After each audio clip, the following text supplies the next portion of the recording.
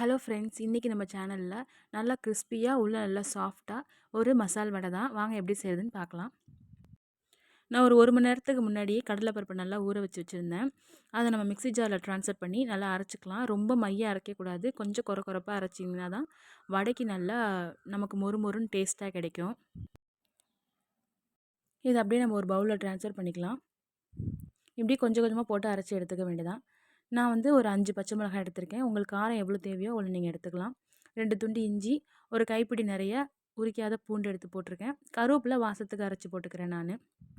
நீங்கள் பச்சை மிளகாவையும் இஞ்சியும் நைஸாக கட் பண்ணி கூட போட்டுக்கலாம். அதுக்கப்புறம் நான் கருவேப்பிலை நைஸாக கட் பண்ணி போட்டுக்கிறேன். நான் 2 பெரிய வெங்காயத்தை எடுத்து நீளமாக கட் பண்ணி போட்டுக்கிறேன். நீங்கள் சின்ன வெங்காயம் கூட கட் பண்ணி போட்டுக்கலாம். இதே மாதிரி பருப்பு வடையோட நம்ம வாழைப்பூ மிக்ஸ் பண்ணி சேர்த்து செய்யலாம். நல்லா நைஸாக அரிஞ்சு போட்டுக்கோங்க வெங்காயத்தை.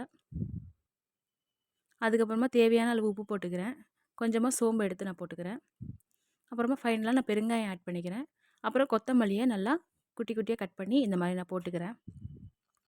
போட்டதுக்கப்புறம் எல்லாத்தையும் ஒன்றாவே நான் கலந்து விட்டு நல்லா பிசைஞ்சு வச்சுக்கிறேன். ஒரு பேனில் நல்லா எண்ணெய் ஊற்றி ஹீட் பண்ணி வச்சுருக்கேன். நல்லா எண்ணெய் சூடானதும் நம்ம இந்த வடையை போட வேண்டியதுதான்.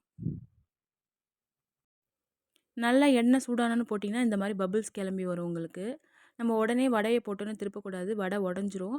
நல்லா அந்த கீழ்ப்பகுதி விட்டோன்னே வெந்துருச்சுன்னா அதுவே மேலே கொஞ்சம் கிளம்பி வந்துடும். அதுக்கப்புறம் நம்ம திருப்பி போட்டால் போதும் வடையை. நல்லா ப்ரௌன் கலராக ஆனோன்னே எடுத்தால் போதும். ஒரு கோல்டன் ப்ரௌன் வச்சுக்கலாம்.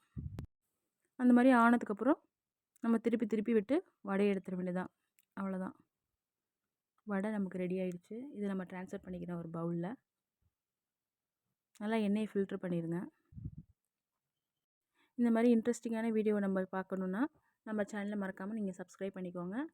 லைக் பண்ணுங்கள், ஷேர் பண்ணுங்கள். இது வரைக்கும் என் சேனலை சப்ஸ்கிரைப் பண்ண எல்லா ஃப்ரெண்ட்ஸ்க்கும் ரொம்ப நன்றி.